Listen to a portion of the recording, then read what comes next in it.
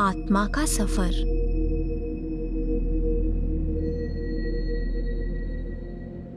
बहुत पहले, बिल्कुल शुरू में, समय के शुरू से भी पहले केवल परमात्मा था। परमात्मा के सिवाय और कुछ भी नहीं था। तब न आकाश था, न ग्रह, न ही सूर्य, चांद और सितारे। न इंसान था, न पशु, न पक्षी, न पेड़। कुछ भी नहीं था सिवाय परमात्मा के। वह परमात्मा नूर से भरा एक अद्भुत सागर था जिसे प्रेम कहते थे। उस विशाल सागर में नूर की लाखों करोड़ों बूंदें थीं जो गहरी नींद सो रही थीं। क्योंकि वे सो रही थीं, इसलिए उन्हें इस बात का पता ही नहीं था कि परमात्मा कितना शानदार है, कितना नूर से भरा है। हर एक बूंद उस विशाल सागर का एक नन्हा सा हिस्सा थी। नूर की उस हर बूंद का नाम था आत्मा। तुम भी उन्हीं नन्ही बूंदों में से एक हो।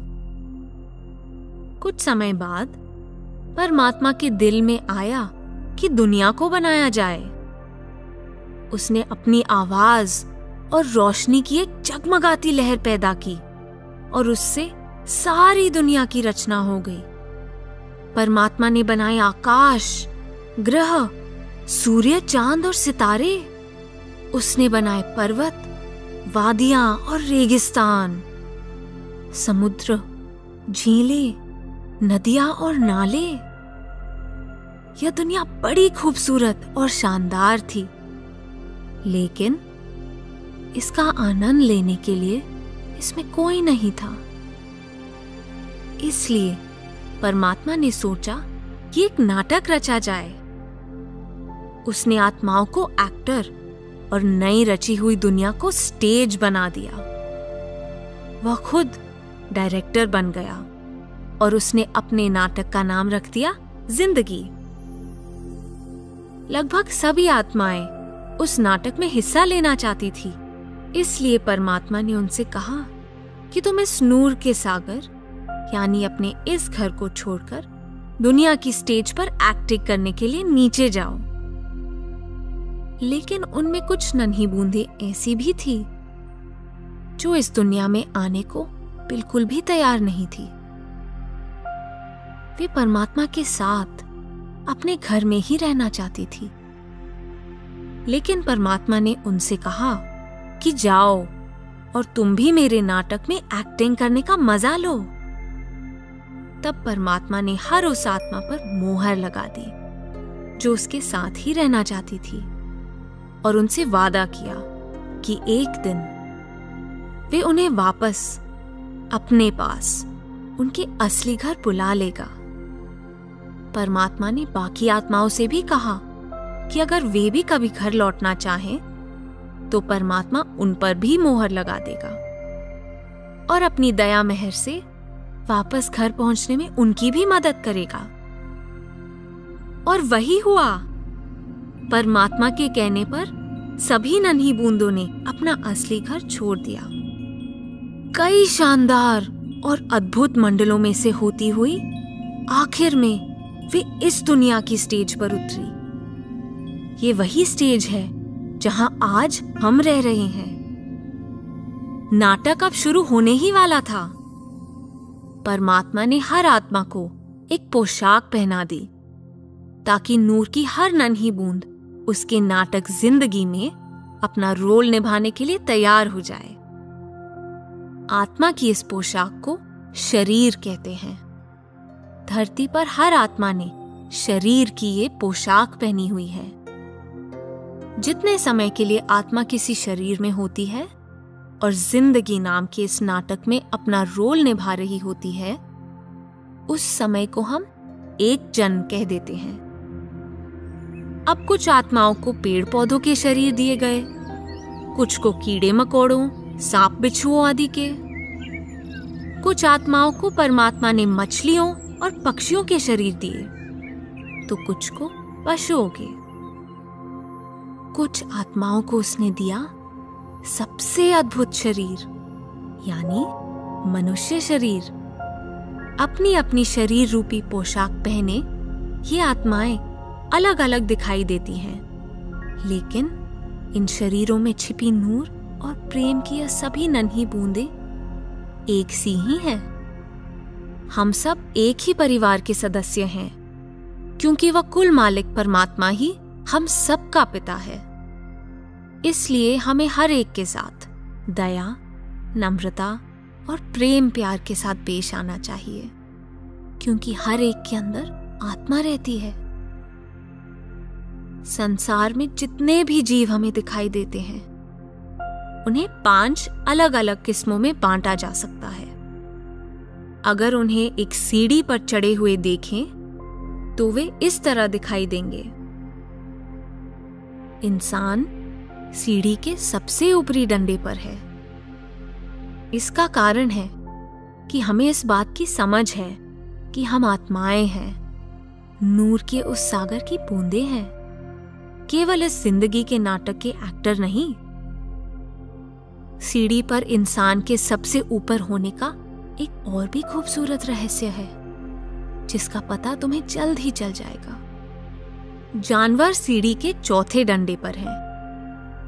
वे इंसानों से नीचे हैं, क्योंकि उन्हें इस बात की समझ नहीं है कि वे आत्माएं हैं। पक्षी तीसरे डंडे पर हैं। वे उड़ तो सकते हैं, लेकिन उनमें बुद्धि जानवरों से भी कम है। मछलियां, सांप बिच्छू, कीड़े मकोड़े आदि दूसरे डंडे पर हैं। उनमें पक्षियों से भी कम बुद्धि है। पेड़ पौधे सबसे नीचे हैं। वे सबसे निचली दर्जे के जीव हैं। वे ना तो सोच सकते हैं, ना ही अपनी जगह से हिल सकते हैं। ये आत्मा ही है जो शरीर को जिंदा रखती है, इसे भागने दौड़ने, उछलने कूदने, तैरने और उड़ने के काबिल बनाती है। जब नाटक में आत्मा का रोल खत्म हो जाता है, तो वो शरीर की पोशाक उतार देती है। तब शरीर की मौत हो जाती है। शरीर तब जिंदा नहीं रहता। वह ना सांस ले सकता है, ना हिल डुल सकता है। लेकिन आत्मा की कभी मौत नहीं होती। तुम्हारी आत्मा परमात्मा के नूर की ही एक बूंद है, इसलिए असल में तुम हमेशा जिंदा रहते हो। क्या तुम जानते हो कि जब आत्मा शरीर की पोशाक उतार देती है, तब वो कहां जाती है? वह नए शरीर में एक नई जिंदगी शुरू करती है। उसे दुनिया की स्टेज पर एक नया रोल दे दिया जाता है। एक नई पोशाक पहना दी जाती है। इसी को जन्म कहते हैं। आत्मा किसी भी रूप में जन्म ले सकती है। हो सकता है कि एक जन्म में तुम सेब का पेड़ बन जाओ, तो किसी दूसरे जन्म में शेर या मछली की पोशाक पहनो। यह भी हो सकता है कि तुम एक हिंदुस्तानी लड़के या एक अमेरिकन लड़की का रोल निभाओ। परमात्मा ये देखकर खुश होता है कि हर आत्मा जिंदगी के इस नाटक में दिया हुआ रोल बड़ी खुशी खुशी निभाती है। जिंदगी का यह नाटक एक बहुत बड़े चक्र की तरह है। एक्टिंग कर रही आत्माएं इस चक्र में घूमती रहती हैं। एक शरीर से दूसरे शरीर में चली जाती हैं। एक पोशाक उतारकर दूसरी पहन लेती है। इस तरह वे अपने लाखों करोड़ों जन्मों में अलग अलग रोल निभाती है। परमात्मा ने अपना नाटक इस तरह से रचा है कि यह एकदम सच्चा लगता है। इसलिए आत्माएं बिल्कुल भूल जाती हैं कि वे एक्टिंग कर रही हैं। कभी कभी जिंदगी में जो हो चुका है या जो होने वाला है, उसके बारे में उन्हें चिंता भी होने लगती है। लेकिन जो भी होता है, उसके बारे में परमात्मा कभी चिंता नहीं करता, क्योंकि वह डायरेक्टर है। वह जानता है कि जिंदगी सिर्फ एक नाटक है। परमात्मा अपनी आत्माओं को इतने खूबसूरत ढंग से नाटक करते देख खुश होता है। इसलिए तुम उसके खेल का आनंद लो। नाटक करते हुए जो कुछ भी तुम्हारे साथ हो रहा है उसमें खुश रहो, उसका शुक्र करो। जब भी कभी कोई मुश्किल हालात आ जाए तो याद रखो कि तुम सिर्फ एक रोल निभा रहे हो। असल में तुम आत्मा हो, परमात्मा के नूर की चमकती हुई एक बूंद। इसलिए उसका प्रेम, उसकी ताकत और उसका गौरव सब कुछ तुम्हारे अंदर है। परमात्मा से बातें करो, उसका नूर, उसका प्रेम अपने अंदर महसूस करो। ऐसा महसूस करो कि वह तुम्हें नाटक में अपना रोल अच्छी तरह से निभाने के लिए पूरी हिम्मत दे रहा है। इसी को परमात्मा पर विश्वास करना कहते हैं। यदि तुम उसे सदा याद रखोगे और उस पर भरोसा करोगे तो जिंदगी के इस नाटक में कुछ भी होता रहे, तुम अपने आप में हमेशा खुश रहोगे। इंसान का ये शरीर खास माना गया है क्योंकि सिर्फ इसी शरीर में आत्मा परमात्मा के इस नाटक को हमेशा के लिए छोड़कर अपने घर लौट सकती है। परमात्मा ने हर इंसान के अंदर एक छुपा हुआ गुप्त दरवाजा रखा है। ये दरवाजा एक गुप्त रास्ते की ओर खुलता है जिस पर चलकर आत्मा कई अद्भुत मंडलों में से होती हुई नूर की सागर यानी परमात्मा तक पहुंच सकती है। जब परमात्मा चाहता है कि कोई आत्मा घर लौट आए तो वो इसके अंदर गहरे अकेलेपन की भावना जगा देता है और उसे ऐसा लगता है जैसे उसका कुछ खो गया हो। ये परमात्मा का आत्मा को याद दिलाने का एक निराला ढंग है कि उसका असली घर ये दुनिया में नहीं बल्कि नूर का वह सागर है। और ठीक वैसे ही जैसे परमात्मा ने शुरू में वादा किया था, परमात्मा दया और प्रेम से भरी अपनी ही परम शक्ति को नीचे दुनिया में भेजता है ताकि वह मोहर लगी आत्माओं को ढूंढकर उनको वापस अपने घर ले आए। इस परम शक्ति को सतगुरु कहते हैं। सतगुरु मेरी और तुम्हारी तरह इस मनुष्य शरीर में है, पर सतगुरु असल में नूर की सागर की एक अद्भुत लहर है। वह जिंदगी के नाटक में से मोहर लगी आत्माओं को चुनकर घर वापस ले जाने के लिए ही दुनिया में आते हैं। ये आत्माएं सतगुरु की तरफ इस तरह खींची चली आती हैं जैसे मधुमक्खियां शहद की ओर। सतगुरु हमें हमारे असली घर के बारे में सब कुछ बताते हैं और हमारे अंदर परमात्मा का प्यार भर देते हैं।